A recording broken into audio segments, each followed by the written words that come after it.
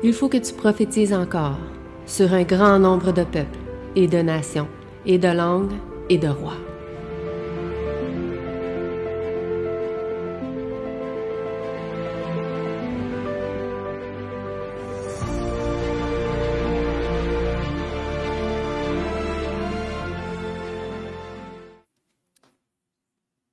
Donc, bonjour à chacun de vous. Encore une fois, ce sabbat matin. Donc, aujourd'hui, comme Aravna a pu le dire, nous allons parler ensemble des apocryphes, inspirés ou non. Donc, il y aura beaucoup d'informations aujourd'hui que je vais partager avec vous au sujet des livres apocryphes. Donc, pour ceux qui ne savent pas ce que c'est les livres apocryphes, tout d'abord, la signification du mot apocryphe est caché ou qui signifie que l'authenticité n'est pas établie. Donc, c'est un livre, en fait, souvent qu'on ne sait pas quand est-ce qu'il a été écrit. On ne sait pas c'est qui l'auteur réel de ce livre.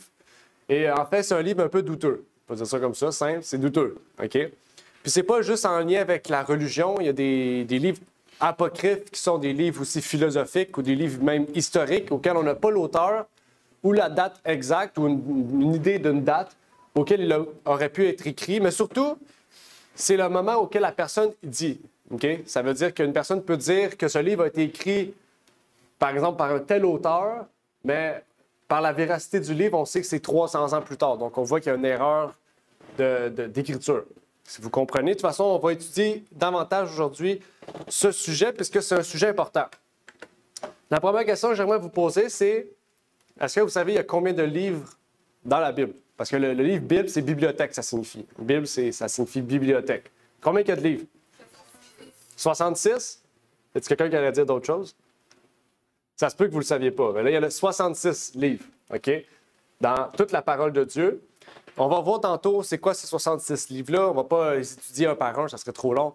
Mais on va survoler ce livre-là et survoler surtout c'est quoi les livres qu'il y a dedans, les livres contenus dans cet ouvrage. Et pour commencer, on va lire le texte du jour, parce que le texte du jour, c'est 2 Timothée 3, verset 16, qui est un texte important, un texte qu'on lit souvent, qui dit « Toute l'Écriture est divinement inspirée et utile pour enseigner, pour convaincre, pour corriger, pour former à la justice. » Donc, la parole de Dieu, c'est un livre inspiré, divinement inspiré pour enseigner, pour convaincre, pour corriger et pour former à la justice. Avant de commencer, nous allons donc prier ensemble. Notre Père qui est aux cieux, j'aimerais te remercier pour ce moment que tu nous permets d'avoir, de pouvoir partager ensemble ce sujet si important et crucial. Que tu puisses bénir, Seigneur, ceux et celles qui sont ici présents et permettre, Seigneur, que ce sujet puisse être bien compris. Seigneur, malgré peut-être la lourdeur de ce message, Seigneur, et tout ce qui est concerné par cela, que tu puisses permettre que ça puisse être simple, Seigneur, et que les mots utilisés puissent être simples pour que nous puissions comprendre, Seigneur, qu'en est-il réellement de ces livres apocryphes, Seigneur, et de ta parole inspirée, Seigneur, divinement inspirée comme nous avons lu, Seigneur. C'est ma prière donc pour ces choses au nom de ton Fils Jésus-Christ. Amen. Pour commencer, je voulais juste vous dire, aujourd'hui, je vous ai apporté un outil qui va vous permettre de peut-être visualiser davantage ce qu'il y en a avec les apocryphes. Donc, je vous ai apporté un livre de ma collection. OK? C'est un livre, c'est une Bible. C'est une Bible de ma collection. OK? Donc, dites pas, je ne suis pas un jésuite, OK? Juste au cas où. Là. Parce qu'il y en a peut-être qui vont dire ça. C'est un livre que j'ai apporté, c'est ma collection personnelle de livres, OK? Donc, c'est une Bible. Il faut savoir que les catholiques, eux, croient aux apocryphes, OK? Ça a été accepté dans un concile. Donc, ça, c'est une Bible catholique, OK? Édition familiale, NAB, OK? La New American Bible. Donc, c'est une Bible catholique. Les Bibles catholiques sont officielles, ils ont le sceau du Vatican, sinon, ce n'est pas une Bible. Donc, vous pourrez voir dedans, je vous l'ai apporté parce que dedans, il y a les livres apocryphes. Donc, si vous voulez aller l'ouvrir tantôt pour voir dedans c'est quoi qu'on dit, c'est quoi les livres, vous pourrez y aller dedans. OK? Donc, je ne vous recommande pas la lecture de cette Bible-là parce que c'est ça, c'est une version basée sur des textes, des manuscrits corrompus. Mais pour les livres apocryphes, c'est les Bibles où on les retrouve dedans. Donc, si vous voulez feuilleter le livre pour trouver les livres apocryphes, vous pourrez les lire, voir qu'est-ce qu'il y en est, personnellement. je voulais juste vous avertir aussi que c'est une Bible anglophone. Okay? C'est la New American Bible, donc c'est une Bible anglophone. C'est la Bible américaine officielle de l'Église catholique, okay, pour dire. Donc, si vous voulez, je vais vous l'apporter en arrière, vous pourrez venir la chercher, feuilleter un peu dedans. Okay? Donc, juste faire attention aussi, parce que c'est une vieille Bible aussi, parce que les Bibles sont assez fragiles. Okay? C'est plus sableux que nos Bibles maintenant, donc c'est très fragile. Mais je vous encourage à aller feuilleter vraiment. Fait que prenez le temps de feuilleter un peu. Donc, commençons maintenant. Aujourd'hui, je vais essayer d'être le plus complet possible, le plus concis aussi possible, pour qu'on puisse comprendre au travers de la Bible l'histoire et l'esprit de prophétie au sujet de la Bible et des Apocryphes, le lien qui existe entre ces deux ouvrages-là. Donc, bien sûr, aujourd'hui, je ne pourrais pas prendre tout le sujet, déjà que j'ai beaucoup de pages, OK, à passer au travers. Donc, je ne vais pas élaborer sur beaucoup de choses. Je vais rester avec vraiment ce qui est marqué, du moins le plus que je peux, et qu'on puisse parler ensemble de ce sujet. Déjà, pour débuter, j'aimerais vous présenter la bibliothèque de la parole de Dieu. Donc ici, je sais que c'est écrit petit puis en anglais, je n'ai pas trouvé de version française, je pourrais vous le traduire si vous voulez. Mais vous voyez ici la façon dont la Bible est divisée. Parce qu'il y a des sections qui sont divisées. Et on a les 5 livres de la loi, qu'on appelle la Torah, OK? Donc, c'est le livre Genèse, Exode, Nombre, Lévitique, Deutéronome. Le livre, on les appelle les livres deutéroconiques, OK? Donc, les livres de Moïse. Après ça, on a le livre d'histoire. Donc, on a les grands prophètes et les petits prophètes, OK? Minor prophets, donc les petits prophètes. On a par la suite les livres de poèmes, OK? Job, Proverbes, Psaumes, Ecclésiaste, etc. Et on a les autres livres par la suite. On a les livres de Daniel, Ézéchiel, etc., donc les grands prophètes. Et on a les livres d'histoire, on a les petits prophètes. Donc, on a diverses sections. OK? Et dans le Nouveau Testament, on a les livres de l'Évangile, Matthieu, Marc, Luc, Jean. Okay? On a le livre des Actes des Apôtres. Okay? Le livre des Actes des Apôtres, c'est tout ce qui s'est passé après la vie de Jésus. Okay? Par la suite, on a les épîtres de Paul. Je ne vais pas toutes vous les nommer, mais il y a Romains, il y a Galates, okay? Il y a 1 Corinthiens, 2 Corinthiens, 1 Thessaloniciens, 2 Thessaloniciens, 1 et 2 Timothée, Tite, Hébreux, Éphésiens, Philippiens, Colossiens. Il y en a pas mal. Okay? C'est lui qui en a le plus. Par la suite, il y a les épîtres générales, donc 1 Jean, 2 Jean, 3 Jean, 1 Pierre, 2 Pierre, Jacques. Okay? On a Jude aussi. Et par la suite, on a les livres prophétiques, qui est Apocalypse ou Révélation, pour ceux qui ont la version Osterval. Okay? Donc, c'est les livres que contient la Bible, et ça fait un total de 66 livres. Okay? Donc, à moins que j'aie mal compté, mais depuis 2000 ans, c'est 66 livres. Okay? À part pour les livres catholiques, où il y a 7 livres de plus, c'est les livres officiels apocryphes. Okay? Donc, c'est bien de comprendre les versions catholiques ont les livres apocryphes depuis 1400 ou 1300. Okay? Mais les protestants ont toujours refusé d'avoir ces livres-là. Okay? Donc, c'est important de clarifier ça avec vous. Les Bibles, depuis toujours, ont 66 livres. Et la Bible, le mot Bible en grec signifie biblos, et biblos signifie compilation de livres ou bibliothèque de livres, recueil de livres. Il faut savoir que la Bible, on dit que c'est un seul livre, bien, ça serait plutôt un recueil de plusieurs livres. Okay? Parce que ça a été écrit quand même sur plus de 4000 ans. Donc, ça ne peut pas être un seul livre, c'est plusieurs livres compilés ensemble. Okay? Par exemple, la Bible de Jérusalem ou la Bible catholique, la NAB, la Bible de Jérusalem, c'est la Tob, c'est la Bible œcuménique, donc les Juifs, les chrétiens et les catholiques, les protestants et catholiques. Eux, ce livre-là, la Tob, la version biblique de Jérusalem, contient 46 livres dans l'Ancien Testament. Normalement, il n'y en a que 39, donc 7 de plus encore une fois. Okay? Donc, si ça vous intéresse de lire les apocryphes en français, il faut prendre la version de la Bible de Jérusalem ou la Tob. Okay? Donc, nous, on n'a pas ça ici parce qu'on n'utilise que des versions qui sont quand même claires et basées sur des manuscrits qui sont véritables. Mais si vous voulez y aller, Renaud Bré, Archambault vendent ces Bibles-là. Okay? Il faut savoir que aussi, la parole de Dieu, pour ceux qui le savaient ou peut-être ceux qui ne le savaient pas, la Bible, la parole de Dieu, nous parle de plusieurs livres aussi qu'on ne retrouve pas dans la Bible. Là, vous allez peut-être me dire, peut-être qu'il parle des apocryphes. C'est ce qu'on va voir. OK? Il faut savoir que, par exemple, dans 1 Roi 4, versets 29 à 33, on peut y lire.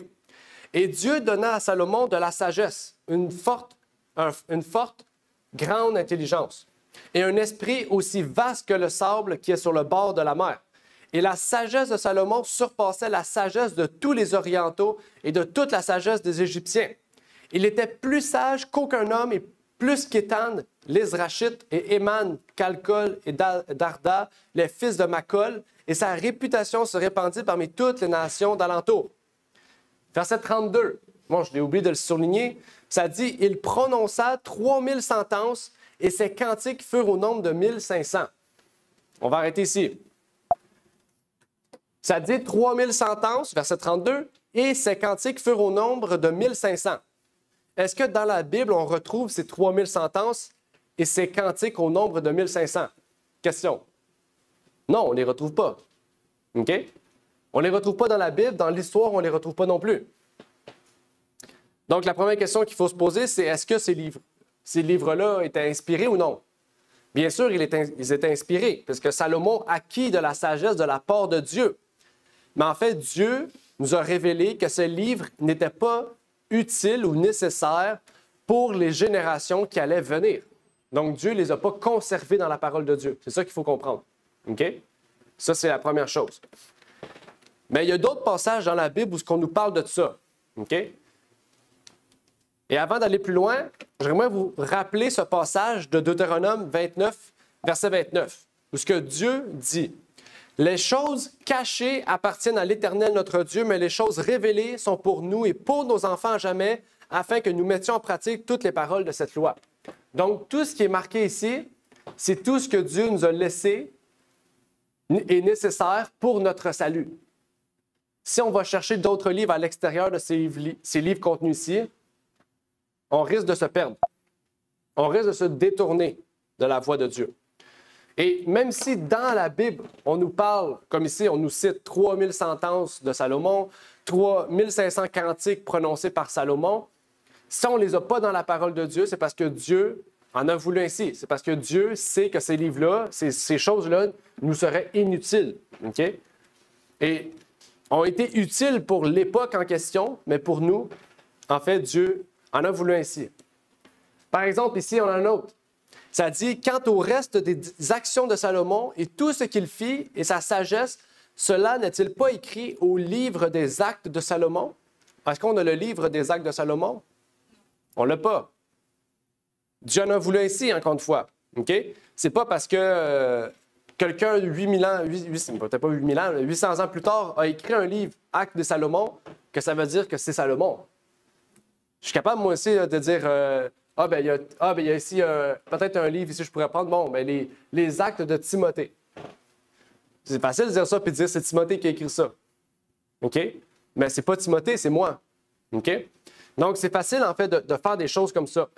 Mais dans la Bible, on ne retrouve pas les actes de Salomon, c'est parce que ces actes, Dieu en a voulu ainsi, ne seraient pas utiles pour nous. Et il y en a plusieurs autres livres comme ça. Par exemple, dans 2 Chroniques 9, verset 29, on dit « Quant au reste des actions de Salomon, les premières et les dernières, ça dit « Cela n'est-il pas écrit dans le livre de Nathan? » On n'a pas le livre de Nathan. Le prophète, dans la prophétie d'Akija, on n'a pas la prophétie d'Akija. Et dans la vision de Gédo, le voyant, on n'a pas la vision de Gédo. Pourtant, Dieu nous révèle ici que ces gens étaient des prophètes. Et je pense que vous connaissez le prophète Nathan, parce que le prophète Nathan, c'est le prophète qui est allé voir David et qui a dit « Ton enfant est né dans l'adultère, à cause de ça, ton enfant va mourir. » Et David a voulu tout faire pour que son péché lui soit pardonné. Si vous vous rappelez, il s'est couché à terre pendant des jours sans manger, sans boire, face contre terre, pour demander pardon à Dieu. Puis quand son enfant est né, il est mort. Okay? Parce que Dieu avait sanctionné une malédiction par l'entremise de Nathan sur David, à cause que son enfant était conçu dans l'adultère. On continue, on peut retrouver encore dans 2 Chroniques 12, 15. « Or, les actions de Roboam, les premières et les dernières, ne sont-elles pas écrites dans les livres de Shema-Edja? et d'Iddo, 2 livres. Le voyant aux généalogies, on dit que Roboam aurait eu un livre écrit dans le livre de Shemaïja et d'Iddo, 2 prophètes. Est-ce qu'on les retrouve, ces livres-là? Non. Pourtant, Dieu l'a dit ici. Mais Dieu n'a pas montré utile de pouvoir conserver ces livres-là avec nous. Et on sait que Dieu est un Dieu bon. On sait que Dieu est un Dieu bon. On peut lire encore dans 2 Chroniques 15, 22, le reste des actions d'Abijah et sa conduite et ses paroles sont écrites dans les mémoires du prophète d'Iddo. Encore une fois. Est-ce qu'on a les actions d'Abijah? On n'a pas les actions d'Abijah. On n'a pas le livre d'Iddo. Donc, encore une fois, on n'a pas ces ouvrages-là, on n'a pas ces livres-là, on n'a pas... Donc, Dieu n'a pas voulu, en fait, qu'on puisse avoir et conserver ces choses-là. S'il a conservé le livre de Chroniques, il aurait aussi bien pu conserver le livre de mémoire du prophète d'Iddo. Mais Dieu en a voulu ainsi. Même dans le Nouveau Testament, regardez ce que Paul nous dit. Il nous dit, « Et après que cette lettre aura été lue parmi vous, faites en sorte qu'elle soit lue aussi dans l'Église de Laodicée et que vous lisiez aussi celle de Laodicée. » De quoi qu'il parle? La lettre à Laodicée. Donc, il était censé avoir... En fait, il y a une épître de Laodicée. Mais Dieu a vu qu'il n'était pas nécessaire pour nous, les générations à venir, d'avoir cette lettre ou cette épître avec nous. Donc, il ne faut pas essayer de la chercher disant qu'on va la trouver, puis au point même peut-être de l'écrire, parce que c'est ce qu'ont fait les écrivains du futur après les apôtres. Ils ont écrit des lettres. L'apôtre à Barnabé ou Barnabas, selon l'épellation, bien, l'épître de Barnabas, ça n'existe pas, là. Ça n'existe pas, l'épître de Barnabas. C'est un personnage biblique, mais on sait que c'est un prêtre catholique 300 ans plus tard qui a écrit ça sous le nom de Barnabas pour écrire des fausses doctrines. Parce que ce livre-là, il est rempli de fausses doctrines, là. Il dit que Jésus, ce n'est pas un prophète, ce n'est pas un Messie, que le Messie va venir après lui. OK? Donc, je peux vous dire que ça peut aller loin, ces choses-là, ces informations-là. Il faut faire très attention avec ce qui est inspiré et non inspiré. Ce qui est vrai de ce qui est faux. De ce qui est révélé, de ce qui est caché. Ou apocryphe. Dieu a jugé nécessaire de nous mettre tout ce qui était important, tout ce qui était vrai et tout ce qui était pur, mais surtout tout ce qui était nécessaire pour notre salut et le salut de l'humanité au travers des 66 livres de la parole de Dieu. Maintenant, allons un peu plus loin dans les apocryphes. Parce que, comme je vous ai dit, les apocryphes ne sont pas seulement utilisés dans le monde chrétien, dans le monde ésotérique, dans le monde philosophique. On a des livres de ce genre. Okay? Parce qu'un livre qui n'a pas d'auteur est considéré comme un livre apocryphe. Ou un livre auquel on ne sait pas c'est qui l'auteur, c'est un livre apocryphe. Parce qu'on ne sait pas d'où il vient. Okay? Donc, c'est pas juste dans le monde religieux, le monde même chrétien, mais dans le monde en général, même toutes les religions ont des livres apocryphes d'une manière ou d'une autre, qui est un écrit auquel on relate certaines inspirations ou qu'on veut y accréditer quelque chose qui ne l'est pas, en fait. Et donc, les livres apocryphes sont des livres cachés au monde public ou même non authentifiés. Généralement, ceux que nous disons apocryphes dans le christianisme ont été cités dans la Septante grecque ou la Vulgate latine. Pour ceux qui ne savent pas c'est quoi, la Septante grecque, c'est la version grecque de l'Ancien Testament, qui a été écrite entre la naissance de Jésus et le dernier prophète Malachie. Donc, entre les 500 ans, il y a 70 Juifs qui se sont assis puis qui ont traduit la Bible hébraïque, l'Ancien Testament hébraïque, en grec. C'est ce qu'on appelle la Septante. Et là, ils ont ajouté les apocryphes. Mais on va voir plus loin qu'est-ce qu'il y en est. Et la version Vulgate, c'est la version biblique latine, c'est-à-dire traduite par les premiers catholiques. Disons que Jérôme, un des premiers pères de l'Église, a traduit la grecque en latin. Et c'est la Vulgate, c'est la version auquel cette Bible-là a été écrite en français. Donc, c'est un texte corrompu parce qu'il n'y a pas de Bible en latin. Ça n'existe pas une Bible en latin. La Bible, c'est hébreu-grec. OK? Donc, ça, c'est une autre histoire. On va lire maintenant, ou plutôt, on va voir ensemble les apocryphes. Là, je vais vous citer, en fait, et lire tous les apocryphes qui existent dans le monde chrétien. OK? Donc, c'est pour vous dire, je vais vous montrer qu'il y en a beaucoup. OK? On va commencer avec l'Ancien Testament. OK? Il y a le premier livre et le deuxième livre d'Esdras. Et par exemple, dans la version biblique ici, c'est marqué Esdras 3 ou 4. OK? C'est 3 Esdras, 4 Esdras. OK? Mais dans certaines versions, c'est 1 et 2. Par la suite, on a Tobie, on a Judith, on a supplément au livre d'Esther, la sagesse de Salomon, la sagesse de Jésus, ou des fois c'est Sirach, OK? Le livre de Sirach. On a Baruch, on a la lettre de Jérémie, on a la prière de Azaria et le chant des 3 jeunes hommes. On a Suzanne, qui est Daniel 13, Belle et le dragon, qui est Daniel 14. On a la prière de Manassé, le premier livre et le second livre de Maccabée, que vous connaissez sûrement. On a le livre d'Énoch aussi. Par la suite, on a les évangiles apocryphes. Ah, je n'ai pas fini, là. Ça, c'est la deuxième section. Là, je vous ai marqué certaines dates auxquelles on dit que ça aurait été écrit, OK? On a l'Évangile selon les Égyptiens, selon les Hébreux, l'Évangile de Pierre, l'Évangile des Zébéonites, l'Évangile de Thomas, le livre de Jacques, l'Évangile de Nicodème. On a les actes apocryphes. On a les actes de Jean, de Paul, de Pierre, d'André, de Thomas, les actes secondaires.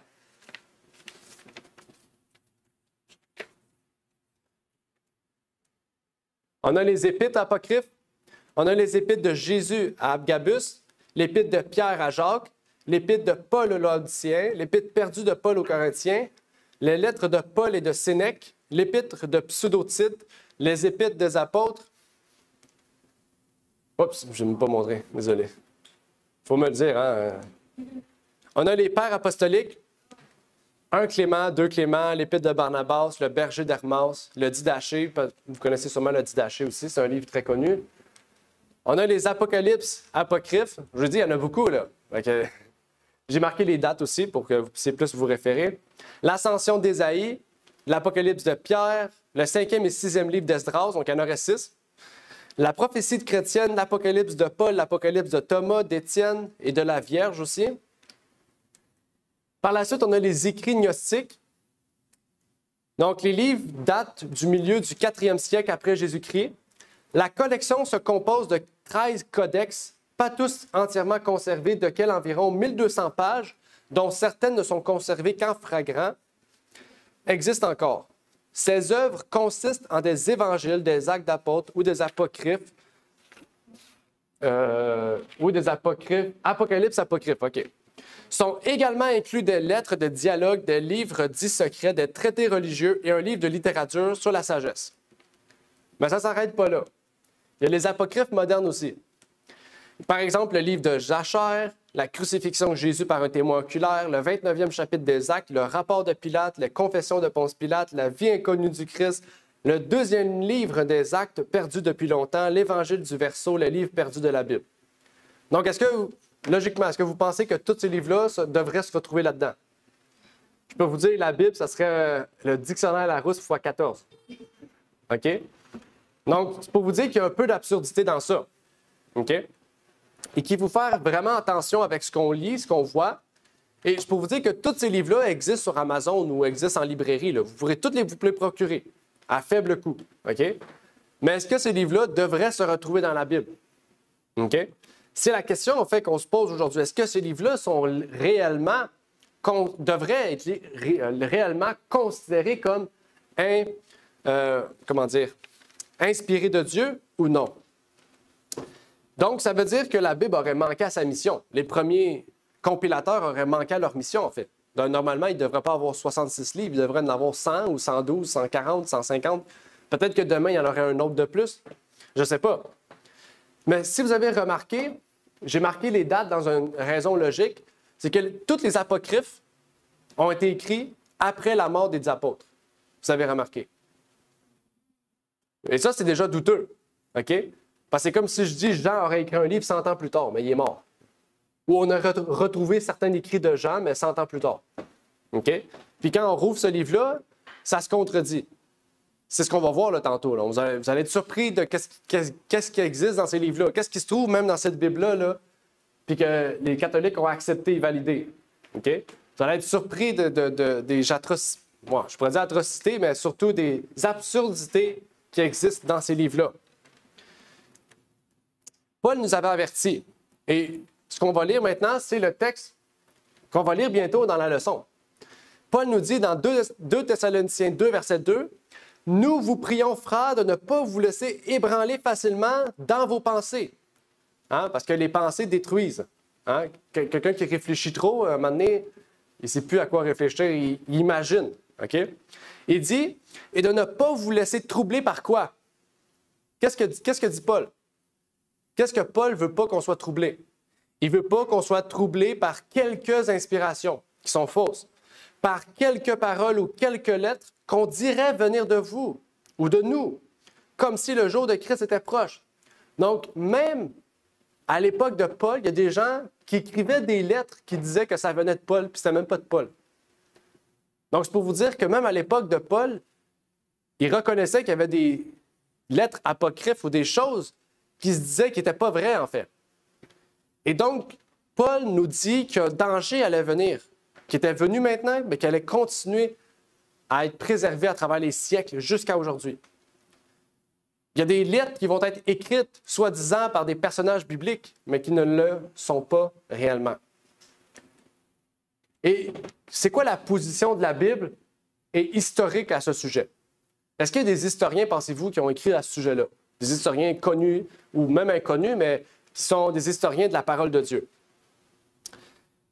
Dans quelques instants, après cette partie, je vais vous montrer, du moins le plus que j'ai pu, parce que hier, j'ai travaillé très tard pour vous, pour tout préparer ça, puis surtout chercher. J'ai lu presque toutes les apocryphes, pas hier soir, mais j'en ai lu pas mal hier soir, pendant 3-4 heures, juste pour voir qu'est-ce qu'il y avait qui se contradisait avec la Bible. J'ai pas pu finir. Je voulais finir, mais j'ai pas pu. Il y avait trop de choses à checker. Mais je vais vous présenter le mieux que j'ai pu trouver pour que vous puissiez. J'ai marqué les versets en plus, comme ça vous allez être au courant de ce qui est dit, qui est une contradiction avec la Bible. Mais avant de commencer en ce sens, lisons donc un passage du docteur et pasteur B.J. Wilkinson du livre Truth Triumphant.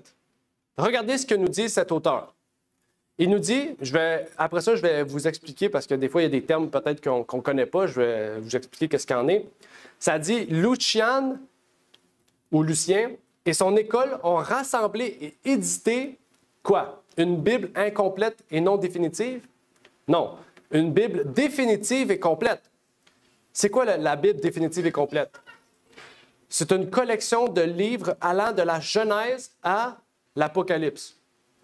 Des écrivains bien connus comme Jérôme, Érasme et Luther, et au 19e siècle, John Williams Burgon et Fenton John Anthony Hart, qu'ils soient amis ou adversaires, s'entendent pour dire que Lucian était l'éditeur qui a transmis au monde le texte reçu, le texte du Nouveau Testament qui a été adopté à la naissance de toutes les grandes églises de la Réforme.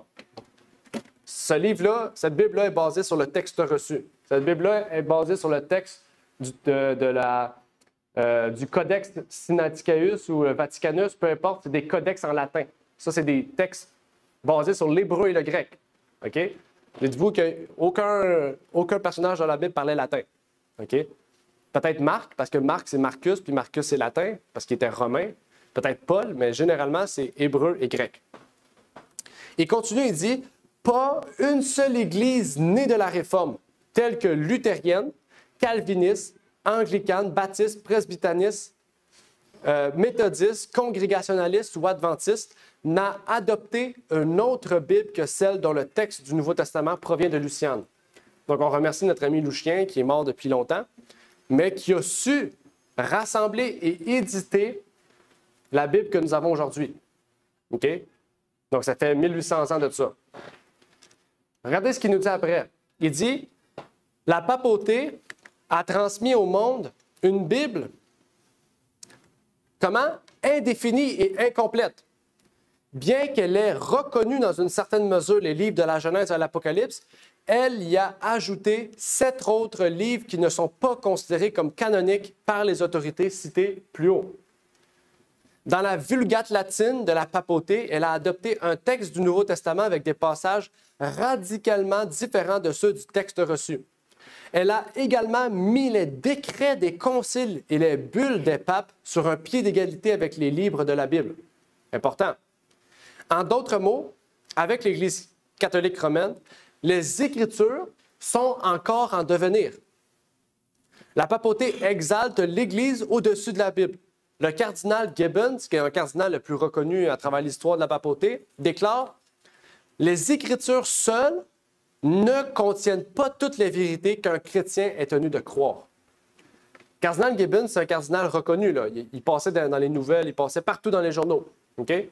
Et c'est quelqu'un de très sincère dans sa foi. Pour vous dire, il était honnête de dire ça. Mais ce que ça veut dire, c'est que pour les catholiques, cette Bible-là n'est pas la seule source d'autorité suprême. OK? Ça veut dire que toutes les bulles papales, les conciles, tout ce qui est dit là-dedans vient s'ajouter à la Bible à chaque fois. OK? Donc, c'est important de voir que, en fait, il y a un combat spirituel qui existe. OK? Il y a des gens qui approuvent les apocryphes, il y a des gens qui ne les approuvent pas. Il faut savoir que les premiers chrétiens refusaient ces livres-là. Ils les émettaient dans la catégorie des livres non bibliques ou non canoniques, c'est-à-dire du canon, ça veut dire reçu comme inspiré de Dieu. Et il y avait de ceux qui les reconnaissaient. Et donc, il nous faut déjà une Bible de confiance, une Bible fiable à Osterwald. Si vous en voulez, en arrière, il y a une Bible Osterwald. On en a d'autres. C'est la Bible la plus fiable qui existe en français. Et pourtant, c'est que la Bible la plus ancienne et la version biblique la plus ancienne, qui provient de Lucian, utilise les livres originels ayant reçu l'autorité du ciel. Elle n'ajoute pas les livres apocryphes ou dites apocryphes. La version Vulgate, par exemple, inclut les apocryphes en latin et est catholique. Et pour ce qui s'agit de la Septante avec les apocryphes, il faut savoir que dans la Septante, c'est-à-dire la version grecque de l'Ancien Testament, les apocryphes de l'Ancien Testament étaient présents. Okay? Mais elles n'ont jamais été catégorisées comme canoniques, c'est-à-dire ayant la même autorité que la Bible, la parole de Dieu. Elles ont été toujours séparées, mises sur un pied différent. Okay? Ça veut dire que si vous voulez lire les apocryphes, vous pouvez. Mais il faut savoir, se mettre dans la tête que vous les lisez dans un but historique ou dans un but peut-être de morale, parce qu'il y a quand même des bonnes histoires dans ces livres-là. Okay? Par exemple, le livre de 1 et 2 Maccabées, c'est des livres qui sont historiquement vrais, en fait. Okay? Ces deux livres-là, historiquement, sont vrais. Maccabée, c'est un personnage qui a vraiment existé, là. Okay? Donc, c'est vraiment Antiochus, qu'on dit souvent, on utilise dans la parole de Dieu, qui a exterminé les Juifs pendant un certain temps. C'est un personnage qui a vraiment existé.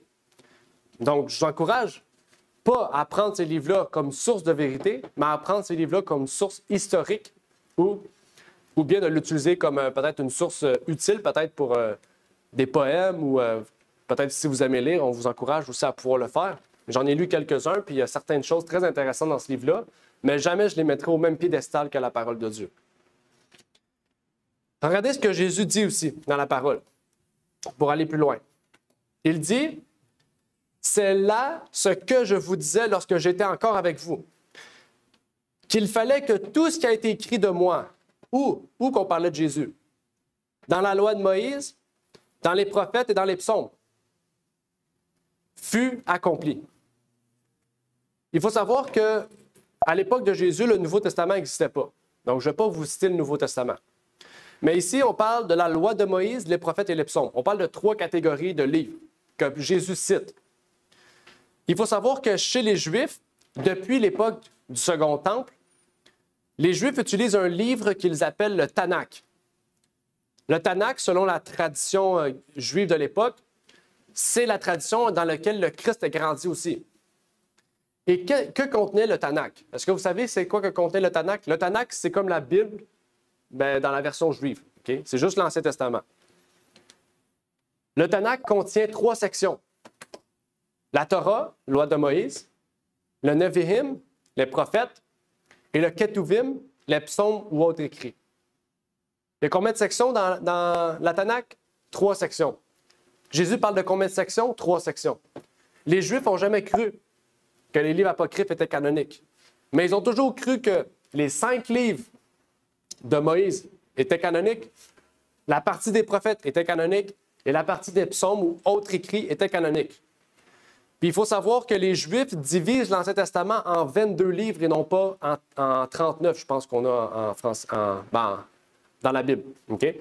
Parce que eux, par exemple, Esther et Néhémie, c'est un livre, c'est pas 2 livres. Okay? Puis il faut savoir que chez les Juifs, Néhémie, c'est 2 Esther. Okay? C'est pas Néhémie. Okay? Donc, il y a beaucoup de choses qui différencient, mais dans le nombre, c'est différent. Mais dans l'inspiration, c'est la même chose. Okay? Donc, Christ reconnaît qu'il y a 3 sections officielles de l'Ancien Testament. Quelles sections? N'oubliez pas, la loi de Moïse, la Torah, les prophètes, le Néphihim, et les psaumes, le Ketuvim. Okay? Et un peu plus tard, l'historien Flavius Joseph, que j'ai cité récemment. Regardez ce que notre bien-aimé Flavius Joseph, historien juif de l'époque, nous dit. Il nous dit, par une conséquence naturelle, dis-je, il n'existe pas chez nous une infinité de livres en désaccord et en contradiction, mais 22 ou 39 chez les chrétiens, c'est la même chose, seulement qui contiennent les annales de quoi? De tous les temps, et obtiennent une juste créance. Ce sont d'abord les livres de Moïse, au nombre de 5, qui comprennent les lois et la tradition depuis la création des hommes jusqu'à sa propre mort. C'est une période de 3000 ans à peu près. Depuis la mort de Moïse jusqu'à Artaxerxès, successeur de Xerxès au trône de Perse, les prophètes qui vinrent après Moïse ont raconté l'histoire de leur temps en 13 livres. Les 4 derniers contiennent des hymnes à Dieu et des préceptes moraux pour l'homme. Ici, ça nous dit clairement qu'il y a 22 livres ou 39 pour les chrétiens. C'est la même chose. Okay? Comme je viens de dire, il y a des divisions différentes.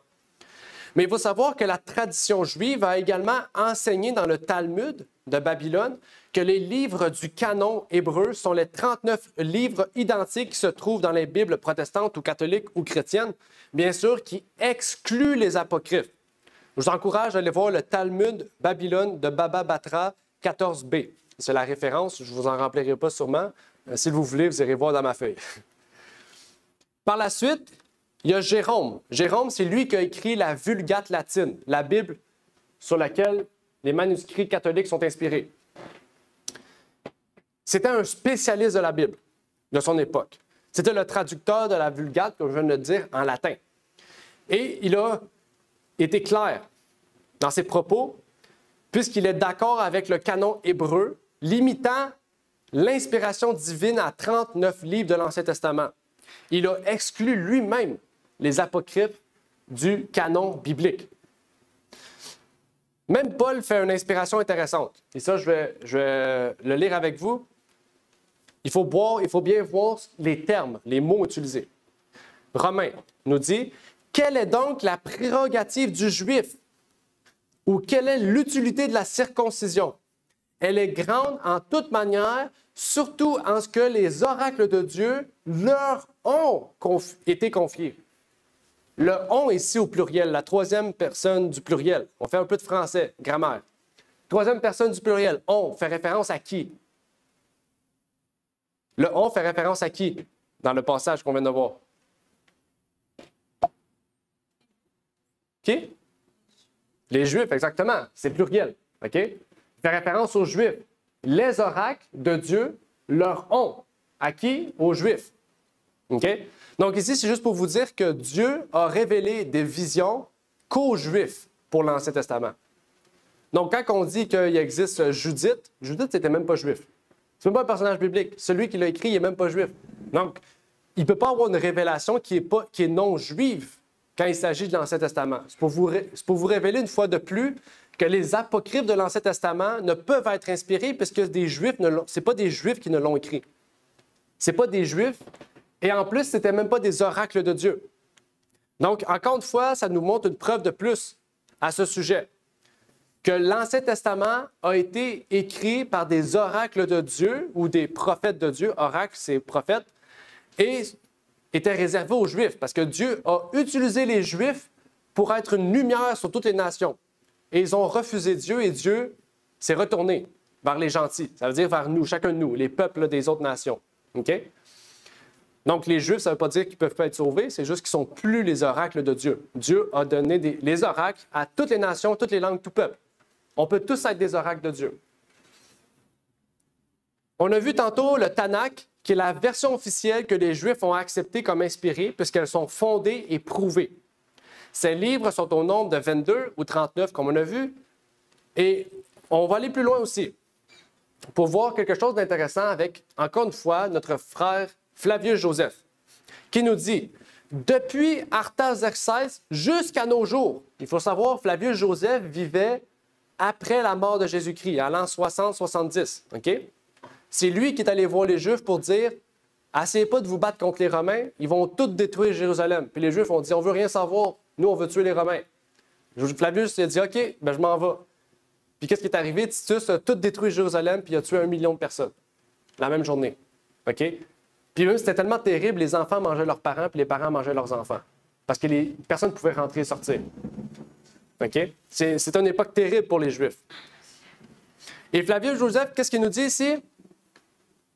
Depuis Artaxerxès jusqu'à nos jours, tous les événements ont été racontés, mais on n'accorde pas à ces récits la même créance qu'aux précédents. C'est quoi les précédents?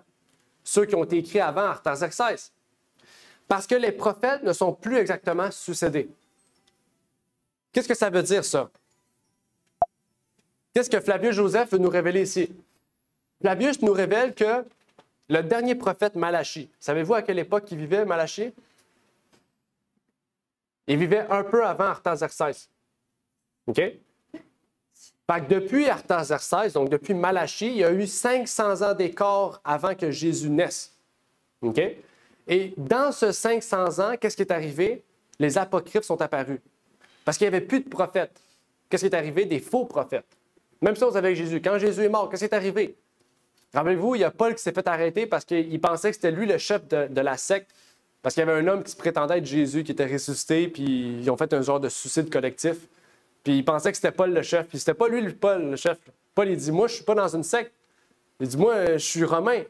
Puis le romain, il a dit, oh non, on a arrêté un romain, là, on est pas bon, là. Parce qu'on pouvait pas arrêter un romain sans motif.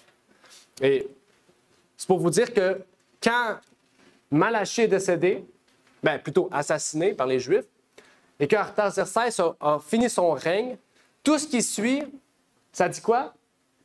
On n'accorde aucun écrit à la même créance que le Tanakh. Ça veut dire les 22 livres de l'Ancien Testament ou les 39.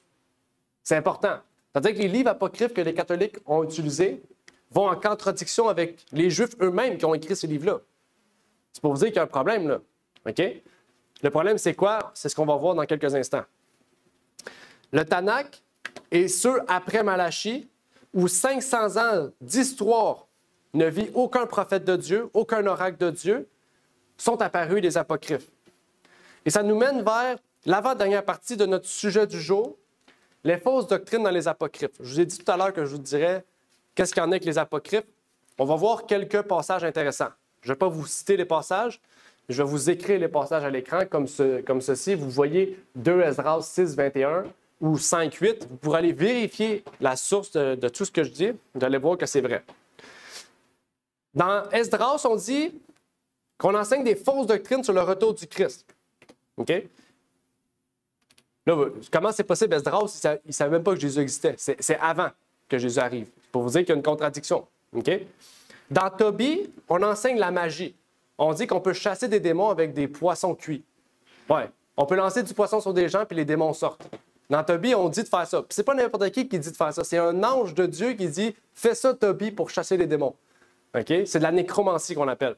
C'est de la magie. OK?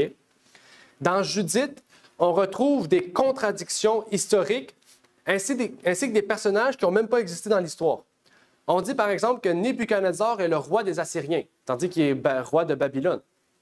On dit que je ne sais pas pourquoi j'ai marqué part des Israélites. Ah oui, OK.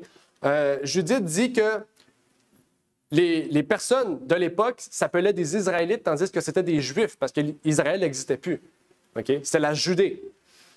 Donc, il y a beaucoup de contradictions historiques au travers du livre de Judith. Même Judith, il dit que les femmes jeûnent toute leur vie. Je ne sais pas pourquoi il dit ça, mais il dit que les femmes jeûnent toute leur vie. C'est impossible, humainement parlant, mais même bibliquement, il n'y a aucun appui où les femmes doivent jeûner toute leur vie. C'est absurde.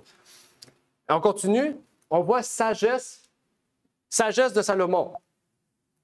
Dans Sagesse de Salomon, on enseigne que le corps humain est un obstacle à l'âme qui est immortelle. Ça veut dire quoi? Ça veut dire que c'est comme le gnosticisme. Les gnostiques, à l'époque du début du catholicisme, ils disaient que, en fait, ils se suicidaient pour laisser à l'âme la possibilité de trouver leur pleine exponentialité. Okay, c'est absurde. Mais dans la sagesse de Salomon, on trouve du gnosticisme dedans. Okay? Gnosticisme, c'est l'inverse. Ça veut dire qu'au lieu que Dieu soit le bon, Dieu est le méchant, puis c'est au Dieu de dire que Satan est méchant, c'est le bon. Okay? Donc, c'est l'inverse. Ils disent que Dieu est en nous. Mais dans la sagesse de Salomon, un livre qui est dit inspiré de Dieu, là, on trouve ça. Dans Sirach, en fait, ce qui est intéressant, c'est que quand tu rouvres le livre de Sirach, au début, c'est marqué, c'est pas écrit par Jésus, c'est écrit par un juif du nom de Ben Sira.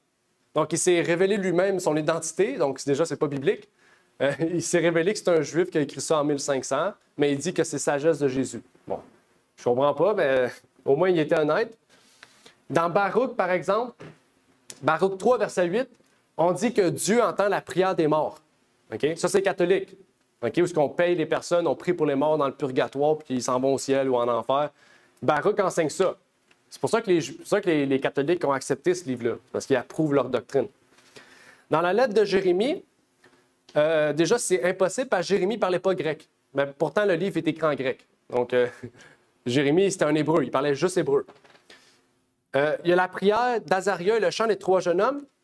Il y a un souci dans ça, c'est que le livre, la prière, a été écrit 100 ans avant le Christ, tandis que ça faisait déjà 500 ans que les 3 jeunes hébreux étaient morts. Donc, c'est pour vous dire que historiquement, ça ne marche pas, en fait, au niveau du temps. Okay? On peut continuer, là, il y en a plein. Là. Dans Daniel 13 et 14, c'est écrit en grec. Daniel ne parlait pas grec. Daniel parlait hébreu et araméen, parce que la Babylone parlait araméen à l'époque. Et ça dit, c'est ça, que ce n'est pas écrit en hébreu. Dans la prière de Manassé, au verset 8, on dit qu'Abraham, Isaac et Jacob n'ont jamais péché. OK? Encore une fois, contradiction biblique. Venez! Il y avait un autre monsieur, il est parti. Au verset 12. 11. Ah, je n'ai oublié un, désolé. À moins que c'est moi qui ai perdu. Ah, la page n'est pas du bon bord. Attendez, je ne comprends plus. OK, bien dans Maccabée, Maccabée, ça dit qu'on doit offrir des offrandes pour le péché des morts. Le purgatoire. OK? Oui, les indulgences. Ouais. Dans Siracide, on dit l'aumône et l'œuvre expient nos péchés et nous donnent des récompenses. Comme les catholiques, plus qu'on fait des aumônes et des bonnes œuvres, c'est bon. Le livre d'Hénoch, bon, déjà, on sait que c'est illogique parce qu'il a été écrit 3000 ans après Hénoch. On dit aussi que c'est des anges de Dieu qui étaient devenus déchus, qui ont couché avec des femmes sur terre. Si vous vous rappelez dans Genèse 6 ou Genèse 9, on dit ça. OK? C'est de là que vient la théorie que tous les protestants croient, que c'est des anges qui ont couché avec des femmes, ça a fait des géants. OK? Bon, il y a une autre histoire à ça. Ça, c'est pas vrai. Mais ça vient du livre d'Hénoch, ça. Parce que les Juifs croyaient ça. On peut continuer. L'Évangile selon les Égyptiens, c'est écrit en copte. OK? Déjà, le copte, ce n'est pas une langue biblique. Ça ne peut pas être un livre biblique. Dans l'Évangile selon les Hébreux, le Saint-Esprit, c'est la mère de Dieu. Le Saint-Esprit, c'est la sagesse divine. C'est une femme. OK? Encore, c'est absurde. Déjà, l'Évangile de Pierre, c'est écrit en slovène. Savez-vous c'est quoi la Slovène? C'est dans les pays russes. Ouais. Oui, ça vient de là, c'est ça. Donc, l'Évangile de Pierre, ça ne peut pas être biblique. C'est écrit en russe. Le russe n'existait même pas à l'époque de Jésus. Ça a apparu des années plus tard. On continue. L'Évangile de Thomas, c'est encore une fois écrit en copte. Le livre de Jacques, influencé par les gnostiques, en parlant du salut, de la puissance du savoir. Ça veut dire qu'on obtient le salut en obtenant de la connaissance. OK?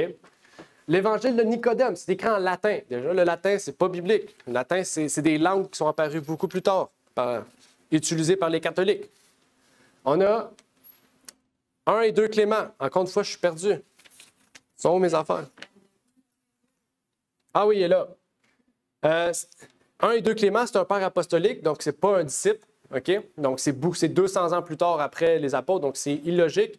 Il y a l'épître de Barnabas. Cette épître-là, c'est phénoménal. Il dit que le Christ n'est pas le Messie, mais qu'il y a un Messie plus tard qui va venir. Puis là, les musulmans aiment ça, ils utilisent ça pour dire, ben c'est Mohamed. C'est l'épître de Barnabas. C'est Mohamed qui va venir plus tard. Jésus dit lui-même qu'il n'est pas le Messie. OK? Donc, l'épître de Barnabas, c'est un livre utilisé beaucoup contre les musulmans et les chrétiens. OK? Parce qu'il y a beaucoup de choses qu'il dit dedans. Le berger de Hermas, il a reçu des visions d'anges qui détruisent la divinité du Christ. OK? Le berger d'Hermas, il dit que Jésus n'est pas le Fils de Dieu. On a l'Apocalypse de la Vierge. Bon, vous savez, je pense qu'il y a Marie. C'est Marie puis l'ange Michael qui se parlent entre eux. Ils vont en enfer, puis là, ils ont une discussion. Là. C'est vraiment absurde. Mais les catholiques, ils disent que c'est un vrai livre. Là. C'est inspiré. OK? Ça continue. Le livre de Jachère. Le livre de Jachère, c'est un livre qui dit que Joseph a entendu la voix de sa mère pendant qu'elle était morte. Il pleurait parce que sa mère était morte, puis il a entendu la voix qui disait « Calme-toi, mon enfant Joseph, je vais revenir bientôt. » Dans le livre, allez voir Jachère 42-37. Puis on a la crucifixion par un témoin oculaire, puis ça, c'est basé sur une fiction, là. Encore pire. Okay? C'est un livre, c'est une histoire fictive, puis il y a un auteur allemand qui l'a repris, puis il a dit ça vient de Dieu. OK? Donc, c'est pour vous dire que tout ça est basé sur des absurdités. OK? Et Dieu nous invite à faire attention avec tout ce qu'on voit, tout ce qui se dit. Parce qu'il y a beaucoup de choses qui se disent, beaucoup de choses qui se font. Et pourtant, ça ne veut pas dire que c'est vrai. Et ce que je vous ai montré, ces livres-là ont beaucoup plus d'erreurs, beaucoup plus de contradictions bibliques. Je ne vous ai pas toutes soulevées parce que ça aurait été beaucoup trop long, mais je vous invite à aller voir par vous-même aussi. Faites une étude personnelle. Prenez un livre, achetez-en un. Si vous ne voulez pas, allez le louer à la bibliothèque. Allez voir qu'est-ce qui se dit, ou sinon, vous pouvez m'emprunter cette Bible-là. Vous pourrez le lire, voir qu'est-ce qu'il y a dedans, feuilleter, puis voir qu'est-ce qu'il y en est. Mais vraiment, ces choses-là nous apportent à une conclusion utile, c'est que, en fait, Dieu veut nous dire de faire attention à ces choses. On peut lire ici encore une fois du texte de la servante qui nous dit « J'ai alors vu la parole de Dieu pure et non frelatée et que nous devons répondre de la façon dont nous avons reçu la vérité proclamée par cette parole. J'ai vu qu'elle avait été un marteau pour briser le cœur de silex en morceaux et un feu pour consumer les scories et l'étain, afin que les cœurs soient purs et saints. J'ai vu que l'Apocryphe était le livre caché et que les sages des derniers jours devraient le comprendre. J'ai vu que la Bible était le livre standard qui nous jugera au dernier jour. » Donc, qu'est-ce qu'elle dit ici? Elle dit ici que l'Apocryphe est un livre caché et que les sages des derniers jours vont comprendre que ce livre est un livre caché. Il doit rester caché. Ce n'est pas un livre qui a des lumières divines. OK? Si à travers l'histoire, il est resté caché, on ne sait pas qui est l'auteur, on ne sait pas d'où il vient, les sages des derniers jours doivent comprendre ces choses. Et ça nous rapporte au livre de Daniel. Daniel 12, verset 3, verset 9 et verset 10, dans la version Darby, nous dit « Et les sages brilleront comme la splendeur de l'étendue, et ceux qui ont enseigné la justice à la multitude comme les étoiles à toujours et à perpétuité. » Verset 9, « Va, Daniel, car ces paroles sont cachées et scellées jusqu'au temps de la fin. Plusieurs seront purifiés, blanchis et affinés, et les méchants agiront méchamment, et aucun des méchants ne comprendra, mais les sages comprendront. » Donc, elle nous dit ici que les apocryphes auxquels la plupart des chrétiens de l'époque les utilisaient comme des mœurs, comme des bons livres, des livres utiles pour l'humanité, eh bien, dans les derniers temps, les sages, donc qui veut être un sage ici? Qui veut être un sage de Dieu?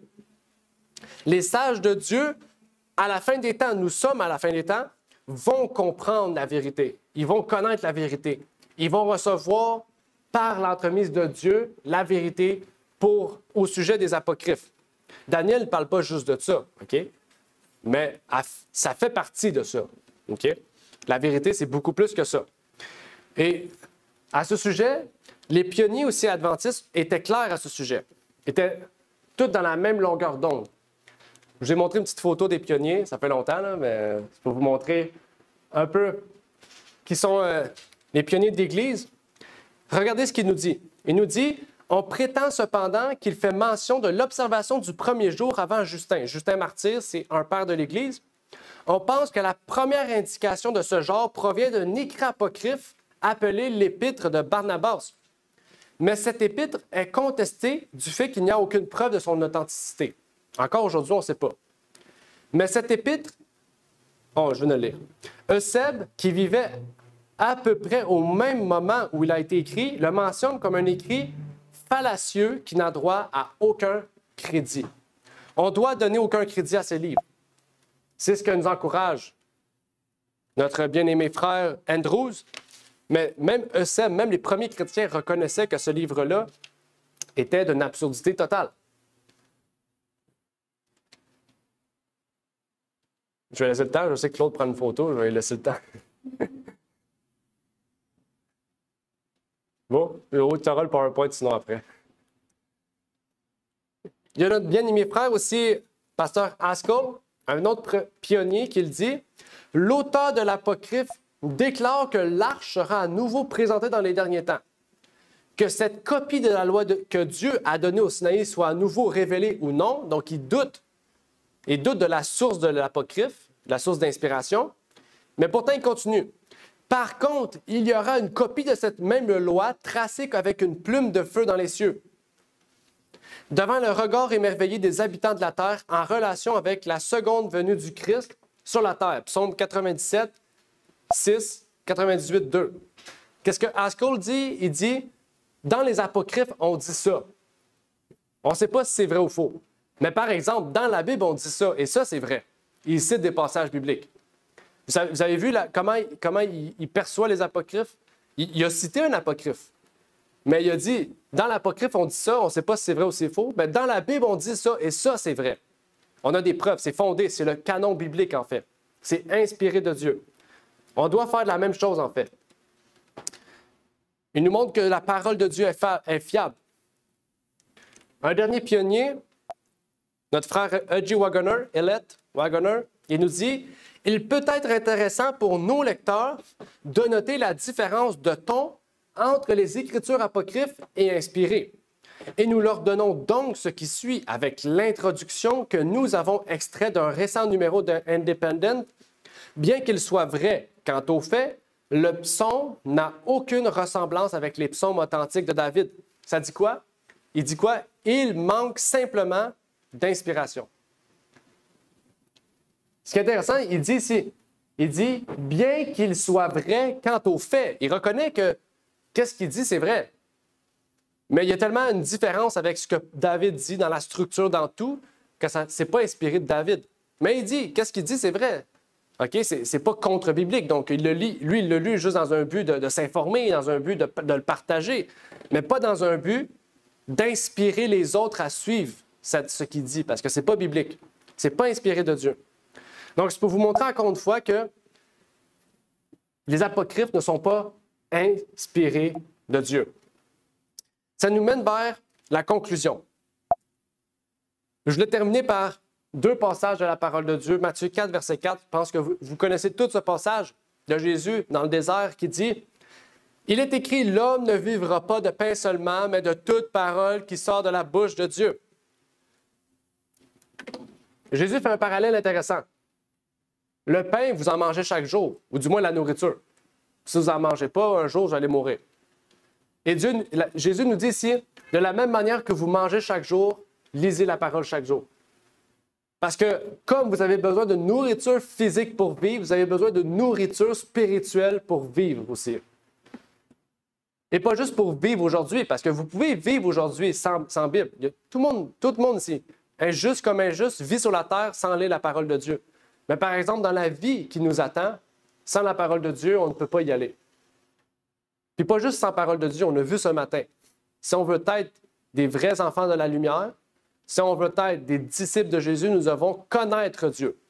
Nous devons être amis de Dieu, comme Abraham. Abraham, comment il était appelé? L'ami de Dieu. Il était proche, là. On doit être amis de Dieu ou même amoureux de Dieu, mariés à Dieu. Et c'est ça l'Église. La mission de l'Église, c'est de marier tous ceux et celles qui sont ici à Jésus-Christ. Nous sommes l'épouse de Christ. Nous allons devenir l'épouse de Christ. Donc, nous avons une tâche très importante à faire. Un autre passage, dans Lévitique 24, verset 5-6, qui nous dit « Tu prendras aussi de la fleur de farine et tu la cuiras en 12 gâteaux ou 12 pains.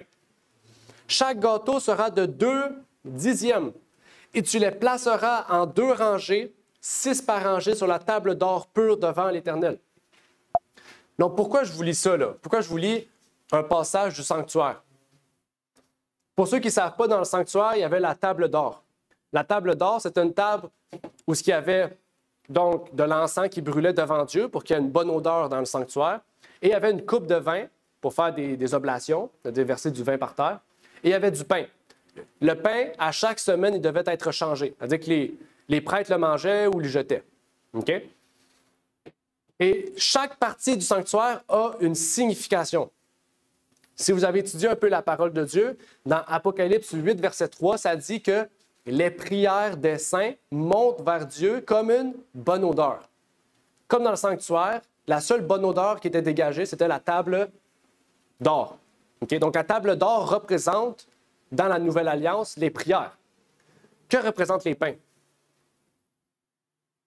Jésus est la parole. Jésus dit, je suis le pain de vie. Jésus est la parole. Donc, ici, les pains qu'on parle, c'est Jésus, la parole.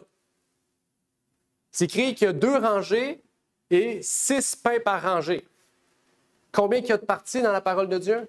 66. Hein? 66. Oui, 66, oui. Mais il y a combien de parties? 2. L'Ancien et le Nouveau. 2 rangées. Il y a combien de livres en tout? 66. Puis il y a combien de pains par rangée? 6. Ce qui fait 66. D'une manière, on pourrait dire, symbolique. Mais c'est pour vous montrer qu'il y a 2 parties à la parole de Dieu. L'Ancien et le Nouveau Testament. Il y a 66 livres au total, 6 pains par rangée. OK? Donc, si vous allez ajouter des apocryphes, qui sont des extras, parce que même les catholiques, ils disent que ce sont des deutéros canoniques, c'est-à-dire des livres ajoutés qui sont canoniques. Ce pas des livres canoniques, c'est des livres deutérocanoniques, c'est-à-dire ajoutés au canon biblique. Donc, c'est une 3e rangée qu'on ajoute, on fait l'erreur en fait. Et Dieu nous dit, on a 66 livres, et Dieu nous dit, porte attention à ce qui est écrit là, parce que ce qui est écrit là, c'est ce qui va être utile pour le salut de chaque être vivant. De chaque humain sur la terre, ces 66 livres est notre salut. Et donc, je vous prie, bien sûr, d'aller voir la Bible tantôt si vous voulez prendre le temps. Prenez le temps, là. C'est gratuit, prenez le temps. Si vous voulez l'apporter chez vous, moi, ça ne me dérange pas que vous la preniez. Il n'y a pas de mauvais sort dessus, il n'y a pas de démon. Ça a été purifié. J'ai prié, j'ai tout fait pour ne pas apporter le malheur chez moi. Si vous voulez, vous prenez la prendre, ça ne me dérange pas, hein, il n'y a pas de souci. De toute façon, c'est déjà chez Louni, fait que toutes mes Bibles sont chez Louni, toutes mes choses sont chez Louni, parce qu'on n'a pas de place à la maison. Oui, ça, tous les démons sont chez elle. Mais si vous voulez cette Bible-là, vous pourrez la lire tantôt si vous voulez. Je vous encourage à le faire, je l'ai amené pour ça.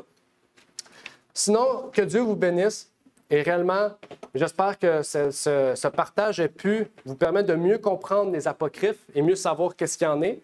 Si vous avez des questions, vous pouvez venir me voir après. Je vais essayer d'y répondre du mieux que je peux, avec des textes bibliques, etc. Sinon, que Dieu vous bénisse encore une fois. On va terminer par une courte prière, puisque c'est important de faire venir la présence de Dieu dans ce lieu, mais surtout en nous, pour que Dieu puisse nous faire devenir des sages. Comme Daniel 12 nous dit, soyons des sages. Dans les derniers temps, il faut être sage. Ce n'est pas le temps de niaiser.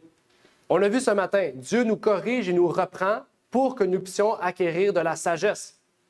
Donc, c'est le moment aujourd'hui. Parce que bientôt, la fin arrive. On ne sait pas, vous allez peut-être sortir ou vous faire frapper par une voiture. Et c'est là que votre jour va s'en suivre, en fait. C'est important. La vie de chacun est sérieuse. Puis moi, je prends au sérieux chacun de vous ici présent. C'est mon travail en tant que berger de pouvoir faire en sorte que chaque brebis puisse marcher dans le droit chemin. OK? Donc, c'est une charge très lourde pour moi. OK? Puis s'il faut que je vous corrige, la Bible est assez lourde pour que je vous corrige. c'est une joke, je ne vais pas vous frapper physiquement, j'irai en prison, mais c'est pour vous donner une idée que Dieu veut qu'on fasse ça. Des fois, il faut corriger, il faut reprendre, il faut aider, soutenir. OK? Donc vraiment, prenez votre salut au sérieux. Prions.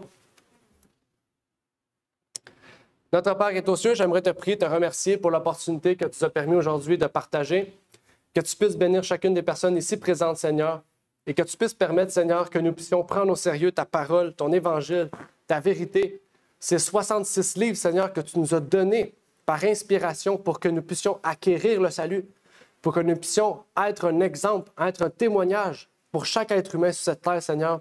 Donc, que tu puisses nous bénir, que tu puisses vraiment permettre et faire en sorte, Seigneur, qu'en sortant d'ici, nous puissions voir la grandeur de ton nom, Seigneur. Tu nous as révélé tout ce qui était nécessaire pour l'humanité, Seigneur, pour être des êtres moraux, Seigneur, pour être des exemples pour nos enfants, des exemples, Seigneur, pour ceux qui nous entourent, pour aider notre prochain, pour guider notre prochain vers le salut aussi. Et donc, que tu puisses nous utiliser pour ta vérité, que tu puisses nous permettre d'être des hommes et des femmes sages, Seigneur, que nous puissions être appelés une mère en Israël et un ami de Dieu, Seigneur, que nous puissions être appelés comme Enoch, marcher avec toi chaque jour pendant 300 ans, Seigneur. Que tu puisses nous permettre, Seigneur, que ces livres apocryphes, nous puissions peut-être prendre le temps de comprendre ces livres et voir vraiment la fausseté qui y contient, Seigneur, et voir à quel point l'homme, Seigneur, fait tout pour ramener l'homme à la perdition. Que tu puisses donc nous bénir, nous utiliser vraiment comme tes outils, Seigneur, pour que nous puissions être des amis, des amoureux de ta foi, de ta loi et, Seigneur, de ta parole. C'est ma prière donc pour ces choses au nom de ton Fils Jésus-Christ. Amen. Amen. Merci d'avoir écouté cette vidéo. Si vous désirez rejoindre l'œuvre au Québec, veuillez nous contacter par email à asjh1889 de Terrebonne @gmail.com et via Facebook à commercial asjh1889 de Terrebonne. Merci à vous et que Dieu vous bénisse.